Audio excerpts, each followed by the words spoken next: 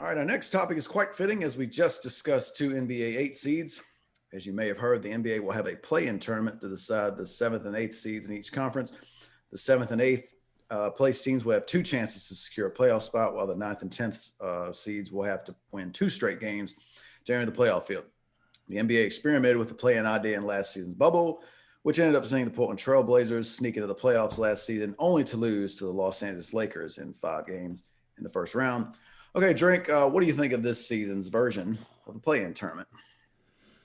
I mean, I would say I like it better than last season's version of it. I mean, but it was new changes. People don't like change, so that's what it was. Now that we get the second installment of it, I like it. I like it for a couple of reasons. But my number one overall reason why I like it is because I think a lot of the so it's 8 teams total, 4 teams per conference, right? And I think of those 8 teams, 4 to 6 of those teams are teams that we don't talk about a lot. The major media probably don't talk about a lot because it goes hand in hand with national TV, national televised TV, right? So if you plan on a league pass for 80% of the season, unless your team is just killing it, you're probably not going to get talked about a lot. And but if you plan on ESPN, TNT or NBA TV every other, day, you're going to get talked about a lot. You're on the national TV. The reason I bring that up is because I think the play-in games for teams like, as of right now, how it sits in the East is the 7 seed Celtics versus the 8 seed Knicks, 9 seed Pacers versus the 10 seed Bulls. If we just take that, you said this earlier. We didn't talk about the Knicks on 3 different occasions since the NBA season started. We didn't talk about Boston probably 4 or 5 times since the NBA started, right? We haven't talked about the Bulls not one time outside of the fact that they traded for Vucevic and all that, right? That's seriously, that's the only time Yep. I remember talking about them, right? And then the Pacers, Victor Oladipo left. We did talk about Malcolm Brogdon. I think we talked about him like once or twice this I season. think I we can't I think remember. we've done one Pacer game. Okay, so for most purposes, right? The Pacers and Knicks been talked about. They're a big brand. They're located where they're located. We got it. But the Pacers and the Bulls could use the spotlight that's going to come with the play-in tournament. They can use that ESPN or that TNT or the NBA TV spotlight, whoever going to have this. They can use that spotlight to show that they might be a competitive team, like Portland did last year. We knew Portland was capable. We had to wait on your boy Nurkic to get healthy, all that good stuff. They made it to the playoffs, and what happened. I got it, but at least give you the opportunity to showcase what your team can do on the national televised stage that you might not get normally. Now, with the West, you got the 7 Mavericks versus the 8 Grizzlies, the 9 Spurs versus the 10 Warriors. How awesome would it be if the Warriors somehow just came out of nowhere, won this, and Steph Curry is back in the playoffs again, Draymond Green back in the playoffs again, with et cetera, et cetera. That would be a great story. That'd be a great story. Now, the story I think the NBA wants is to get Zion in there again, but you kind of got to at least be in the 10th spot to be in there, and they ain't there right now. So, but the Spurs, I don't think we covered the Spurs one time this season. Nope, not one. What if the Spurs woke up during this play-in tournament and they won a couple of games and they got hot? That is why I like the play-in. I just think it allows the lower tier teams that don't get the exposure a chance to get the exposure and then play their way in. Now, that's probably it. You know what I'm saying? That's probably the 1 versus 16 game. Oh man, you played good in the first 4. Thanks for coming. Now you're gonna play the big boys, and then it might come short. Your dream time come very short, very soon. But I do like the additional opportunity it provides. And listen, are we really gonna be mad for more basketball, whether we think it's useless basketball or not? It's more basketball. Like I told you before the show, hell, I just be happy to know that it's gonna come on because I'll be scared. I have anxiety at night that I'm gonna wake up in the morning. They're like, "Hey, they had to cancel the NBA season again. Hey, they had to cancel the NFL season again. They had to cancel the MLB season, whatever, so on and so forth. So I get nervous sometimes. So more basketball, I'm happy. Bring it on. Um, you know, and you pointed this out to me this morning that I wanted to bring up. The playoff is going to start with these 8 teams. Might not be these 8 teams we just named, but 8 teams nonetheless. They're going to play these play-in games. The one thing that I think people overlook with this, just the playoffs in general this year, is you will have a very small footprint of fans. I got that. However, everything else will still be in play. The travel, the schedule, the 1 day in between travel, the 2 days once you get to the conference finals and then the NBA finals, all that stuff is still going to happen. So that matters when you think about these play-in games. For example, let's say the Bulls, 10th seed Bulls, right? Let's say they stay in their spot. That means they're going to have to travel to Indiana to play their play-in game. And if they have to play the other team, the winner of the other game, they're going to either have to go to New York or go to Boston. That's a lot of travel. And the real playoffs haven't even started yet. So then, once you get locked in, let's say they win and they get locked in against the 1 seed Nets, guess what? Now you got to get ready to travel to Brooklyn for the first 2 games, and so on and so forth. That part of the playoffs is still real. They took that feel out from the bubble last year when everybody was just going from the hotel to the gym. Now you have to add that in. I think that matters. I really do. So the playoffs start earlier for 8 teams, and I like it. I like the sense of urgency. I'm all about the sense of urgency. That's my number one thing. I love it. So I don't have a problem with it. I really don't. And like I said, it at least gives these lower tier teams a chance to make a name, give them some rhythm, get them up going again like Portland did, and then give us it.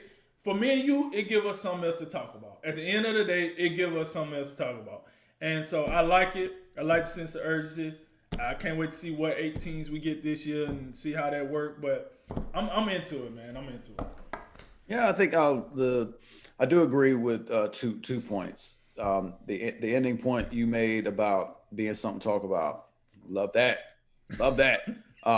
Because it is another topic. It's almost like it's almost kind of like a wild card type round sort of thing, or like all of these teams are wild cards because now they have to do something further to actually really kind of get in the field. And the point about more basketball. So I'm not a huge proponent of this. I really didn't like the play-in scenario last year. I do think this is a little bit better because last year you had the stipulation of it's going to be 8 and 9, but only if the 9 seed is 4 games within striking distance or something, which is why the East didn't even have to bother with it because they invited the Wizards down to the bubble, and that was somewhat a mistake because they didn't participate all that well. But outside of that, I mean, I think if you're a team like the Chicago Bulls and Golden State can be thrown in this as well. I mean, I know it's not the full 82 game season, but you still get 72 games to prove you belong. You haven't proven it yet. So this whole it feels kind of gimmicky to me. But the Bulls are a new team, right? I mean, I understand what you say about the Warriors, but the Bulls, then they like get a new team and like playing a little better. If that's it, yeah. And the Bulls had, their trade deadline was somewhat confusing to me.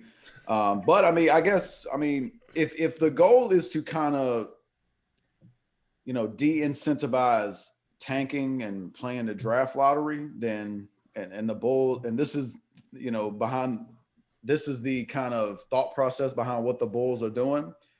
I'm not gonna be mad at them. I still think, like you have 72 games, you already just by sheer probability have a better than 50% chance to make the playoffs. So now we're at a situation where only when at the end of the regular season, only 10 teams out of 30 have been eliminated. Now you have, your 9th and 10th seeds, which are probably more than likely going to be under 500. They get a chance to participate for the right to get a beat down in the first round of playoffs. Because in the end, that's what's gonna happen. If you're a ninth or 10th seed, you have to beat each other and then play the loser of the 7 and 8. So the best you can hope for is to be an 8 seed. And I mean, I know we've seen it before. Golden State, years ago, they took down one of the Dirk-led Mavericks teams. I know it can happen, but as you well know, this is unlike college basketball to where you can have a one-hit wonder. It's much harder to do that in a series, and it's not like the old first round the 5-game series. They're all 7 games. Bring that back, by the way. Yeah, it's all 7 games, so it's just very unlikely. I wouldn't have messed with the NBA playoff format. I think it works well, but they did find some newfound excitement with what they did last year. Portland got hot. I was always confused to why Portland needed to get hot to make the playoffs in the first place. But because of Nurkic. Nurkic, yeah. But I mean, in the end, like you say, it is something to talk about. And like some of these matchups that we have, I mean, particularly the 7-8 games. I mean, I could get down with Boston and New York. That seemed the 2 big market teams. And Dallas. I think, by the way, I think this is probably the most unfair to a 7 seed like Dallas, because Dallas is a 7 seed by a pretty good margin right now. And they looks like they've been playing really good basketball lately. They might have a chance to get into the top 6 and avoid this mess. Right. But it is sort of a punishment, like to the 7-8 seeds. Like if you don't want to leave no doubt, Boston, how about playing better? And it's not that hard, because I mean, you barely have to be over 500 to be in the 6th spot right now. So I guess my question is it a punishment, or are you lighting a fire under those teams, behind a little bit? Because like we talked about earlier, you can go to sleep the 6th seed, wake up the 7th seed, and now you got to get ready to go play a couple of games, So does that, once again, the sense of urgency, what I like, does that make those teams, if I'm in the 6th seed right now, I think we got to maintain this 6th seed, because we don't want to go play 2 or 3 extra games before the playoff even starts. Yeah, you can certainly look at it that way. I mean, in the end, like, you don't want to be in this position. You have to play better. And I think definitely for a team like Boston, we get caught up. We've been caught up on Boston so much this season, but this is a perfect example how, you've been playing, inconsistent, mediocre basketball, especially compared to how much talent you have. It's definitely, if nothing else, maybe it's something that you can use if you're a coach as like an accountability measure. The NBA, like, they're opening it up to 9 and 10 teams, but also saying 7 and 8. If you don't want to leave any doubt, you got to be better. You need to be in that top 6 to avoid this play-in scenario. So, I'm not the hugest of fan. I'm not the hugest of fans of it, but in the end, more basketball. Not going to say no to that. And it always could be worse, like it was last season when there was nothing going on.